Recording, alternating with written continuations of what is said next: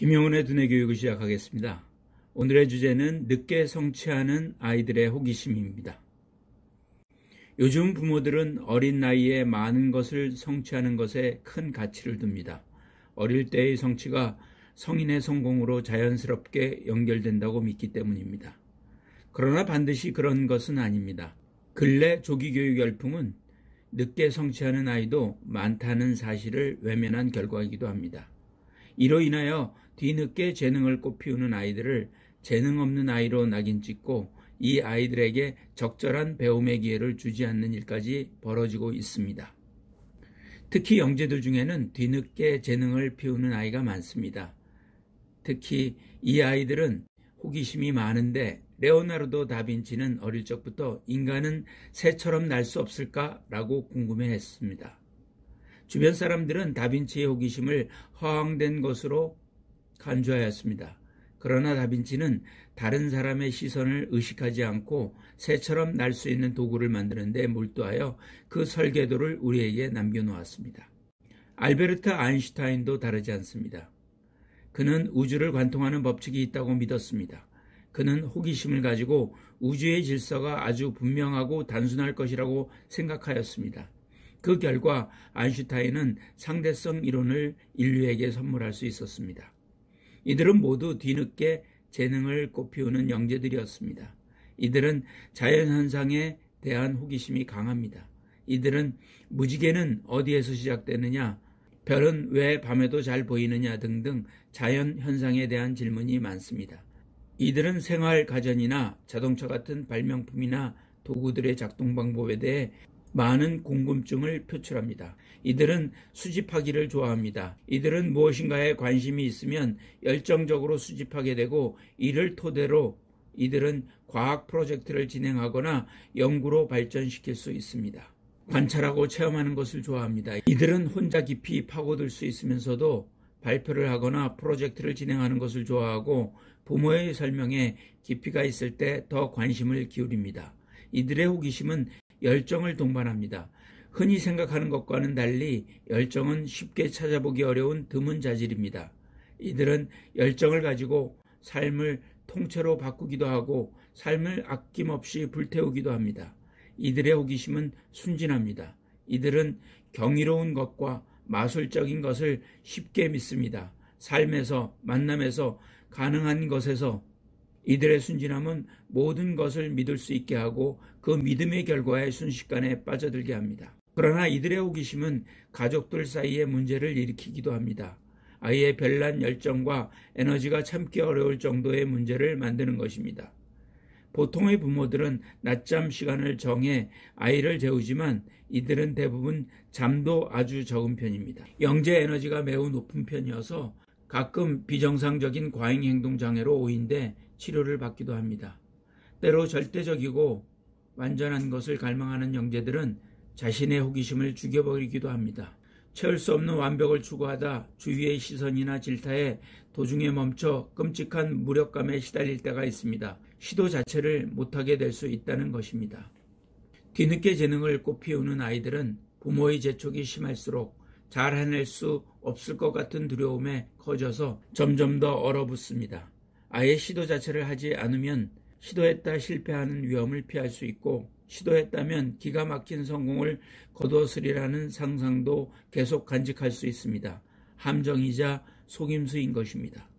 첫 번째 질문입니다. 호기심이 뇌입니다. 아이는 호기심을 갖고 주변을 탐구합니다. 새로운 것을 추구하는 에너지, 성취감을 맛보려는 열망, 과제에 대한 의욕은 여기서 발생합니다.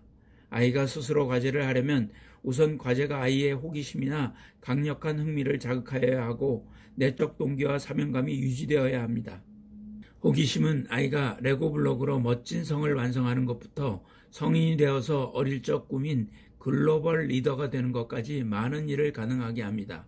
호기심의 뇌는 마치 근육과 같아서 사용할수록 호기심이 왕성해지고 더욱 열심히 하게 되므로 부모는 지속적으로 흥미로운 경험을 할 수 있도록 호기심을 자극하는 풍부한 환경을 제공하여야 합니다. 호기심의 뇌에는 여러 가지 신경 전달 물질이 작용합니다. 그 중에서 도파민이 전두엽 전체에 흐르면 호기심이 생길 뿐 아니라 그것을 충족시키고자 하는 의욕이 생깁니다. 도파민은 탐색 시스템을 활성화합니다. 뇌는 대뇌피질인 상위뇌, 변형계, 중뇌, 소뇌를 포함하는 하위뇌로 나눌 수 있는데 하위뇌에는 선천적인 탐색 시스템이 있습니다.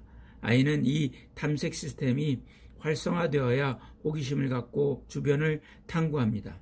공부에 대한 의욕, 새로운 것을 추구하는 에너지, 성취감을 맛보려는 열망은 여기서 발생합니다. 탐색 시스템은 전두엽과 서로 조화를 이루면서 꿈을 실현시키기 위해 노력합니다. 아이의 뇌는 패턴을 추구하기 때문에 아이 스스로 패턴을 찾고 자신이 좋아하는 패턴을 추구하며 사고력을 발휘하고 문제를 해결하려고 노력합니다. 아이의 뇌는 새로운 것을 추구하기 때문에 아이는 새로운 것을 찾고 그것을 학습하면서 아이의 호기심이 충족됩니다. 뉴런에 발표된 그루버의 연구에 의하면 문제에 대한 해답을 찾기 위한 호기심이 높을 때 정보를 잘 학습한다고 합니다. 더욱 놀라운 사실은 일단 호기심이 증가되면 관심을 갖지 않았던 연관성 없는 정보에 대한 학습도 증가하였습니다. 또한 호기심이 자극되면 보상과 관련되는 뇌회로의 활동이 증가하고 새로운 기억에 중요한 해마와의 상호작용이 증가하여 뇌가 정보를 학습하고 배경 지식을 쌓게 하였습니다. 두 번째 질문입니다. 연령별 호기심의 발달입니다. 0에서 24개월 탐구의 시기입니다. 출생 후 사물을 명확하게 구별하고 소리의 차이를 구별하게 되면 아이는 눈에 보이는 새로운 것에 대한 호기심과 함께 소통하려는 자연스러운 욕구가 생겨 스스로 특정 물체나 소리에 몰입하게 됩니다. 몰입은 뇌가 선택적 주의 집중을 하는 것을 의미하는데 아이가 눈에 보이는 수많은 자극 중에 특정 자극에 호기심을 가지고 눈의 초점을 정확하게 맞추고 귀로는 특정 소리에 선택적 주의 집중을 하는 것을 의미합니다. 아이는 자신의 호기심을 채우고 문제를 극복하려고 여러 가지를 시도합니다. 문제의식은 아이로 하여금 통찰하고 해결하게 하는 좋은 자극이며 기회를 제공합니다. 따라서 아이의 호기심을 충족시키는 오감놀이가 중요합니다. 25에서 48개월 손조작의 시기입니다. 아이가 25개월이 되면 여러 가지 자극을 매우 적극적으로 받아들이고 즐거워하게 됩니다. 주변 사물에 대한 호기심이 최고조에 이릅니다. 특히 손과 눈의 협응과 손가락 간의 협응이 모두 가능하므로 색칠하기, 모양 따라 그리기, 블록놀이와 퍼즐놀이, 종이를 자르거나 접기, 촬영놀이 등의 놀이를 통해 손놀림이 발달하며 조작 능력으로 인하여 호기심을 충족하고 자기 주도성이 키워집니다. 레오나르도 다빈치는 회화, 조각 등의 상상력과 창의력을 담당하는 우뇌와 수학, 과학, 의학, 건축 등의 분석력과 논리력을 담당하는 좌뇌가 모두 발달한 예술가입니다. 시기적으로 좌뇌와 우뇌를 연결하는 뇌량이 성숙하는 시기이므로 좌뇌와 우뇌를 고르게 발달시키는 손조작 놀이가 중요합니다. 49개월에서 취학 전 역할놀이의 시기입니다. 역할놀이는 지적인 탐구와 창의성, 학구적 성공, 호기심과 일반적인 학습 능력을 기르는 기초가 됩니다. 그것을 통해 아이는 문제 해결력, 토론, 읽고 쓰는 능력, 그리고 협동과 나눔 같은 사회성을 훈련할 수 있습니다. 아이들은 온갖 종류의 어른 역할을 경험해 보고 싶어 하기 때문에 아이들이 마트 계산대 앞에서의 상황을 연출하면 부모는 아이가 물건 값으로 얼마를 내야 하는지 알려줌으로써 수학의 호기심을 충족시킬 수 있고 어떤 물건은 구입하고 어떤 물건은 그냥 지나쳐야 하는지 등을 말해줄 수 있습니다. 아이는 또래와 함께 자신이 관심을 갖고 있는 분야에 대한 풍부한 사회적 경험을 쌓을 수 있기 때문에 역할놀이가 중요합니다. 세 번째 질문입니다. 호기심을 키우기 위한 양육지침입니다. 첫째, 보상을 하세요. 사람은 모름지기 보상이 주어지는 쪽으로 움직이게 되어 있습니다. 처음에는 아주 작은 발전에 대해서도 기꺼이 보상하고 그저 시도만 해도 상을 주어야 할 것입니다. 그렇게까지 하는 이유는 아이가 무언가를 이뤄내면 일정한 혜택과 가치가 있다는 것을 스스로 깨달을 수 있게 도와주는 것이기 때문입니다. 물론 스스로 그 가치를 발견하고 성취하고자 노력하는 것이 바람직합니다. 그러나 시작 단계에서는 보상을 통해 그 가치를 발견하고 자극하는 것이 효과적입니다. 보상이라는 것이 물질적인 것만이 아니라는 것을 명심해야 합니다. 따뜻한 칭찬 한마디, 진심으로 기뻐하고 즐거워하는 한마디, 혹은 가벼운 스킨십이나 돈이나 물건보다 훨씬 더 큰 보상이 됩니다. 둘째, 적절한 목표를 설정하세요. 부적절한 목표 설정은 아이에게 좌절감을 줍니다. 너무 높아도 너무 낮아도 의미가 모호해도 안 됩니다. 좋은 결과, 높은 성적 같은 것은 너무 막연합니다. 그러면 자신이 성공했는지 실패했는지 알 수가 없습니다. 구체적인 숫자로 된 목표가 훨씬 효과적입니다. 영재도 다른 아이들처럼 목표 설정 방법을 배워야 합니다. 장기적 목표뿐 아니라 잠정적이고 실현 가능한 단기 목표를 설정하는 방법도 배워야 합니다. 목표를 구체적으로 써보거나 약속하는 것도 중요합니다. 되도록 아이가 스스로 쓰도록 유도하면 좋습니다.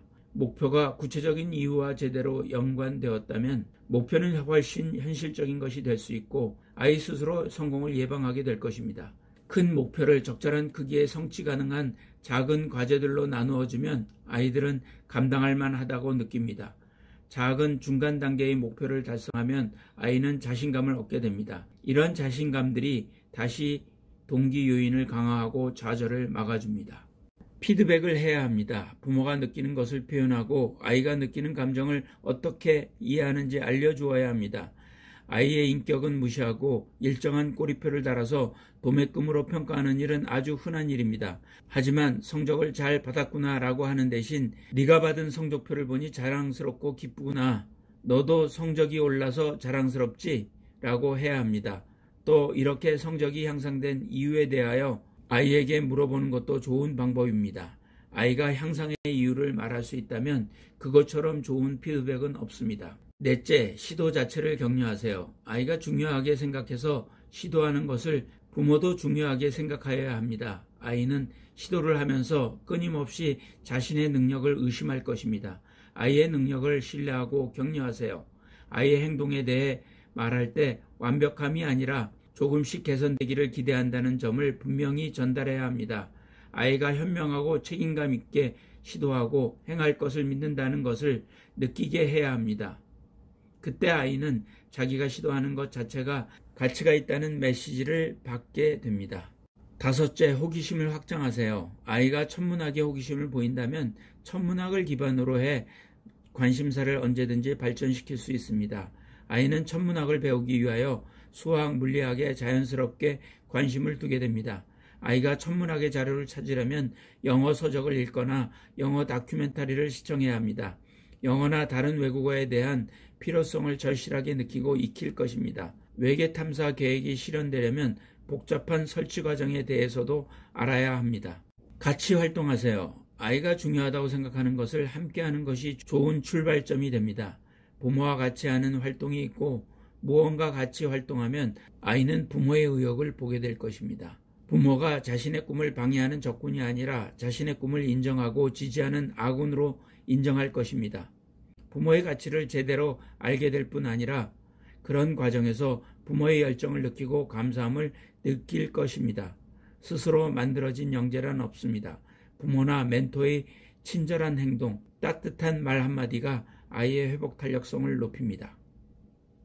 김효은의 두뇌교육이었습니다.